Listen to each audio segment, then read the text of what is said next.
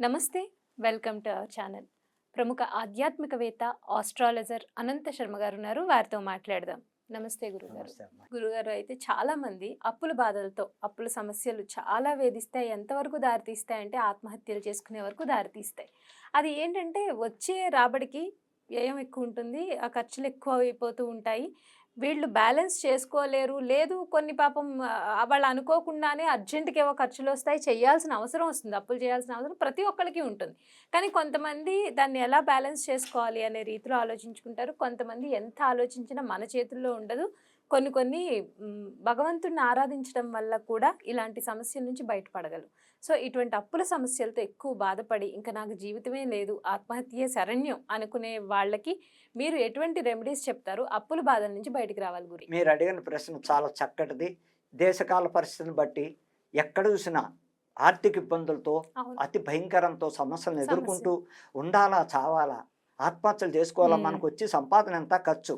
10,000 వస్తే 15,000, 20,000 ఖర్చు చూపిస్తోంది. కుటుంబాన్ని పోషించుకోవడం కష్టం అవుతోంది. అవునండి. ఇది దేనికో దానికి అప్పు చేయక తప్పట్లే. అనస్పట్టుడిగా పాపం అనుకోనిది ఏదో విపత్తు వాళ్ళ అవును. ఇంట్లో పిల్లలకో, హ్మ్. పెద్దవాళ్ళకో ఏదో విధంగా వచ్చి పడుతోంది. హ్మ్. దాన్ని ఏం చేయాలి అంటే, ఈ అప్పుల బాధ నుంచి కంట్రోల్ చేసుకోవడానికి ఏ దేవుడిని ఆరాధిస్తే హ్మ్. దీంట్లోంచి బయటపడతామయ్యా, మన ఇంట్లో లక్ష్మీదేవి కంట్రోల్‌లో ఉండాలంటే ఏ విధంగా వెళ్ళాలయ్యా అనేది చెప్పాలంటే అమ్మా, శాస్త్ర ప్రకారంగా అప్పుల బాధల్లోంచి పోవడానికి సుబ్రహ్మణ్యేశ్వరుడు కారకుడు. ఆ! సుబ్రహ్మణ్యేశ్వర స్వామి. ఓహ్! సుబ్రహ్మణ్యేశ్వరుని ఎంత వేడుకుంటే అంత అప్పుల బాధల్లోంచి, ల్యాండ్ బాధలవ్వచ్చు, హ్మ్. మనకొచ్చే ఆర్థిక ఇబ్బందులవ్వచ్చు, కంట్రోల్ చేసేది హ్మ్. సుబ్రహ్మణ్యేశ్వరుడు. ఇకపోతే ఇంకా, హ్మ్. ఇంకా ఇబ్బందుల్లో ఉన్నాం, హ్మ్. ఇంకా తీరటం లేదు అవును. అన్న దాన్ని కార్తవీర్యార్జునుడిని హుహు. ఎంత చేస్తే కార్తవీర్యార్జున. హ్మ్. కార్తవీర్యార్జునుడిని అంటే పట్టుకోవడం. కార్తవీర్యార్జున స్వామి పోయిన అది వస్తువులు ఇది కూడా. దీనికి కూడానా ఇప్పుడు అండి? ఆ! నేను అప్పుల్లో ఉన్నాను. అది కూడా 41 రోజులు దీక్షగా తీసుకొని హ్మ్. చక్కగా ఆ ఇంట్లోనే హ్మ్. అది కార్తవీర్యార్జునుడి చిత్రపటం పెట్టుకుని హ్మ్. ఆయనకి 41 రోజు విడవకుండా చేసుకోవడం వల్ల కూడా అప్పుల బాధ నుంచి బయటపడడానికి అవకాశం ఉంది. అలాగే అంటే ఆ స్తోత్రం చదవాలని చెప్తున్నారా మీరు? అదే కార్తవీర్యార్జున స్వామి స్తోత్రం కార్తవీర్యార్జున చదవాలి. శాస్త్రం అలాగే పుస్తకం ఉంటుంది. ఆహా! ఆ నామాలు ఆ నామాలు. 11 నామాలు ఉంటే హ్మ్. 11 నామాలు చదువుకుని చక్కగా కార్తవీర్యార్జునుడికి నచ్చిన నివేదన పళ్ళు ఎక్కువ పెట్టడం వల్ల యాపిల్ అవ్వచ్చు, రకరకాల అరటిపళ్ళు, ఏదైనా బెల్లం ముక్క, హ్మ్. ఏదైనా స్తోమత మించి చక్కగా అలా పాటించడం వల్ల ఉదయమే చక్కగా 7, 6 అయ్యేసరికి అయిపోయేటట్టు చేసుకుంటే ఇంకా తొందరగా ఓహ్! మేలుకుంటారు. హ్మ్. హ్మ్. కాదండి కుదరని పక్షంలో 9 అయ్యేసరికైనా అవగొట్టుకుంటే ఈ భగవంతుడు ఆ కార్తవీర్యార్జునుడిని నమ్ముకుని ఆ స్తోత్రం పఠించుకుంటూ సుమంతో సుమంతో కార్తవీర్యార్జునాయ నమః, సుమంతో సుమంతో కార్తవీర్యార్జునాయ నమః అంటూ ఆ భగవంతుడిని వేడుకుంటూ చక్కగా, ఇకపోతే సుబ్రహ్మణ్యేశ్వరుడికి ఎప్పుడు కూడా ఏ షష్ఠి తిథి కానీ, పంచమి తిథి కానీ వచ్చినప్పుడల్లా ప్రతి షష్ఠికి, ప్రతి నెల వచ్చే షష్ఠికి వాడు సుబ్రహ్మణ్యేశ్వరుడికి అభిషేకాలు చేయించుకుని, హ్మ్. స్కందగిరి ఉంది హ్మ్. మన హైదరాబాద్ మహానగరంలో గాంధీ అవును. హాస్పిటల్ దగ్గర, స్కందగిరి. హ్మ్. పద్మారావు నగర్లో స్కందగిరి అనే టెంపుల్ పవిత్రమైన హ్మ్. దేవాలయం ఈ తెలంగాణలో, హైదరాబాద్లో ఉన్న వాళ్ళకి. హ్మ్. అలాగే ఎవరెక్కడుంటే అక్కడ, అవును. ఎక్కడుంటే అక్కడ. ఏ హ్మ్. స్టేట్లో ఉంటే అక్కడ ఉంటాయి కదండీ. సుబ్రహ్మణ్యేశ్వరుడు హ్మ్. ఉంటాడు బెంగళూరులో. హ్మ్. అలాగే ఎవరికి వాళ్ళకి ఏ ప్రదేశం వాళ్ళు ఆ ప్రదేశంలో సుబ్రహ్మణ్యేశ్వరుడు ప్రతి నెల షష్ఠి తిథి, పంచమి తిథి నాడు, సుబ్రహ్మణ్య షష్ఠి నాడు ఇలా ఎన్నో రకాలుగా ఆ సుబ్రహ్మణ్యేశ్వరుడు సర్పాలకు పాలు పోయించుకుంటూ చక్కగా అభిషేకాలు చేయించుకుంటూ ఉంటే రుణ బాధలు తగ్గడానికి ఆస్కారం ఆయనొక్కడే. ఇకపోతే లాస్ట్ రెమెడీ ఏమిటయ్యా అంటే, ఈ అప్పుల బాధల్లో ఇరుక్కుపోయిన వాళ్ళు ఈవేళ రేపు తొందరపాటు ఎక్కువ చేస్తున్నారు.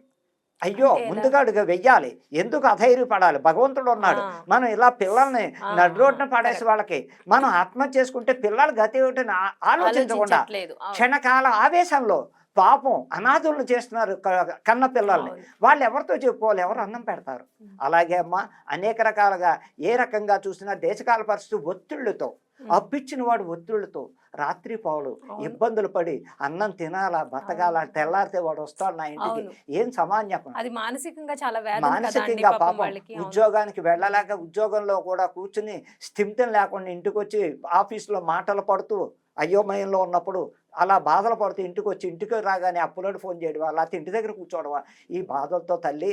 అంటే వాళ్ళే కావాలని హ్మ్. దుర్మార్గాన్ని చేసిన అప్పులు కాదు కొంతమంది. కొంతమంది విలాసాలకు అప్పులు చేసిన వాళ్ళు అదేలెండి. అన్ని ఉన్నారు. రకాలు ఉంటాయి. హ్మ్. జోదాలు ఆడడానికో అంటే హ్మ్. రకరకాలుగా చేసి వాళ్ళు విలాసాలకు అప్పులు అవును పాపం. తెచ్చుకుంటారు. అలా కూడా వాళ్ళు ఉంటారు. కూడా అందులో ఇప్పుడు పిల్లలు, సాఫ్ట్‌వేర్ పిల్లలు హ్మ్. బాగా ఈ ఆన్‌లైన్ ఆటలు మొదలుపెట్టారు. హ్మ్. ప్రతీదీ పత్తాలాడడం గానీ, క్రికెట్ బెట్టింగులు గానీ, దాంతో లక్షలు లక్షలు పోగొట్టుకుని, ఆఖరికి ఆ పిల్లలు కూడా లక్ష సంపాదించి పిల్లలు కూడా ఆత్మహత్యలు అయ్యో! చేసుకుంటున్నారు. హ్మ్. అది వద్దు. చక్కగా దైవారాధన ఆ వచ్చిన డబ్బులు ఇంటికి తెచ్చుకోండి, పెళ్ళం పిల్లలకో తల్లిదండ్రులకో చక్కగా వాడుకుని మిగిలిన బ్యాలెన్స్ ఉంటే అకౌంట్లో వేసుకుని అవసరానికి ఏ ఇబ్బంది అయినా వస్తే వాడుకోండి. తగులడిపోకండి. యూత్ అందరికీ మరీ మరీ చెప్తున్నానని ఈ అప్పుల బాధ నివారణకి ఈ 2 రెమెడీలు చేసుకుంటూ చక్కగా ఉంటే అనాథుల్ని, చంటి పిల్లల్ని, చిన్నపిల్లల్ని అనాథుల్ని చేయకండి. వాళ్ళతో పాటు కన్న పిల్లల్ని రోడ్డున పెట్టి అనేక ఇబ్బందులు పెడుతున్నారు. ఆ ఇబ్బందులు రాకుండా పరమేశ్వరుని కోరుకుంటూ ఆ కార్తవీర్యాధ్యాయునికి మంత్రం చదువుకుంటూ చక్కగా చేసుకుంటే కూడా 41 రోజు దీక్షాపరయంగా తీసుకోండి. ఆందోళన పడకండి, టెన్షన్లు పడకండి, సర్దుబాట్లు చేసుకోవడానికే ప్రయత్నించండి. కానీ భయపడిపోకండి. 1000 ఇచ్చి 10,000 అయిందన్న వాళ్ళు వసూలు చేసి భయపెట్టి వాళ్ళు ఉన్నారు. వడ్డీ వ్యాపారస్తులు మరీ దారుణంగా ఉన్నారు.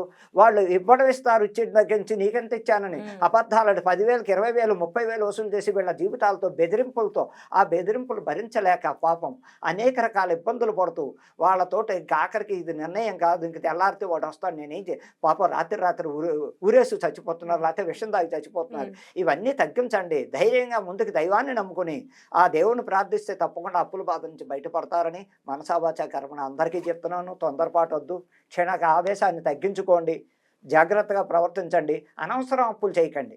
సంసారాన్ని చేయండి, తప్పులేదు.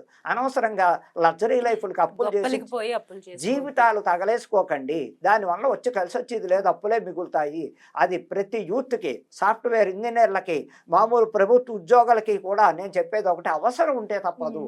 అవసరం లేకుండా అప్పులు చేసి రోడ్డున పడకండి పిల్లలు మీరని మనసావాచ కర్మణ ఆ భగవంతుడి సాక్షిగా నేను ఛాలెంజ్ చేసి చెప్తున్నాను. ఈ ఇద్దరు దేవుడిని పట్టుకోవడం వలన మనస్ఫూర్తిగా తప్పకుండా దేవుడు మీలో ప్రవేశించి అప్పులు కంట్రోల్ చేయగలడు అని భగవంతుడికి అనేక రకాలుగా మీరందరూ దైవాన్ని ప్రార్థించండి. అనవసరంగా ఇది అవ్వకండి. అలాగే ఇప్పుడు జరగబోయే కాలం ఎలా ఉందంటే అమ్మా, చదువుకి ఎడ్యుకేషన్ కోసం పిల్లల కోసం పాపం లోన్ తీసుకుంటారు. వాటి వేరే విధంగా తీసుకోరా. ఆ పాపం పిల్లల ఎడ్యుకేషన్ లోన్ తీసుకుంటారు. ఆ పిల్లలు చెట్ట చెమ్మాయి కింద కూడా తయారవుతున్నారు. అమ్మా నాన్న ఇంత కష్టపడి మన కోసం లోన్ అప్పు వచ్చేసి మన కంట్రీ పంపించారు. వేరే కంట్రీ చదువుకోవడం పిల్లల కోసం చేస్తారు. ఆ అప్పులు వీళ్ళు అక్కడ చదువుకున్న ఉద్యోగం రాకపోతే పలానా టైంకి ఇవ్వకపోతే కూడా పాప అప్పులాళ్ళు ఒత్తిడి. ఏమండి మీకు ఇచ్చిన గడువు అయిపోయింది, అలాగండి. అక్కడ కూడా అరాచకాలు జరుగుతున్నాయి. మా అప్పు ఇచ్చి వాళ్ళు మామూలుగా మాట్లాడట్లేదు, పరమ చండాలంగా ప్రవర్తిస్తున్నారు. ఇళ్ళకి వచ్చి నీ పెళ్ళాన్ని తీసుకెడతాం, నువ్వు అప్పు కడతావా, నేను ఇలాగే మాట్లాడతావా, దమ్ముంటే ఎవడొస్తాడో నేను చూస్తానని మాట్లాడతాను నేను. నీ భార్యను తీసుకెడతా, నువ్వు అప్పు ఇచ్చాక తీసుకెళ్ళు, ఏం మాట్లాడుతున్నావు అని బెదిరింపులు. రాత్రిళ్ళు వెళ్ళడం, ఇళ్ళకి వెళ్ళడం, అంత దారుణంగా వ్యాపారస్తులు ఎదురిళ్ళి అప్పిచ్చి మీకు మేము ఉన్నామని ముందు ధైర్యంగా చెప్పి అప్పిచ్చిన దగ్గర నుంచి వాళ్ళ నష్ట కష్టాలు పెట్టి 1,00,000కి 2 లక్షలు వాళ్ళు తీసుకుంటూ వీళ్ళ దగ్గర లోన్లు కట్టినా కట్టలేదని బెదిరిస్తూ ఉన్న వాళ్ళు అనేక రకాల మంది ఉన్నారు. దాని జోలికి వెళ్ళేటప్పుడు ముందుగా గవర్నమెంట్ లోన్ తీసుకోండి, ప్రైవేట్ వాళ్ళ దగ్గర లోన్ తీసుకోకండి. ఆ లోన్ ఇచ్చిన వాళ్ళు ఎలాంటి వాళ్ళు మనకు తెలియదు. అందుకని ముఖాముఖిగా చెప్తున్నాను, అర్థం చేసుకోండి. ప్రైవేట్ అప్పులు చేయకండి, బాధలు పడకండి, కుటుంబ సమేతంగా ఆలోచించుకోండి. ఒక వ్యక్తి కోసం మనం పడే బాధకి ఇంటిల పాది బాధలు పడకండి అని మనసావాచ కర్మణ చెప్తున్నానమ్మా, అర్థం చేసుకోండి అని. నిజంగానే అప్పుల సమస్యలతో నిజంగా చాంచి అందరూ కూడా అప్పుల సమస్యలతో ఇబ్బందులు ఉన్న వాళ్ళు బయటపడాలని మనస్ఫూర్తిగా కోరుకుంటూ ధన్యవాదాలండి.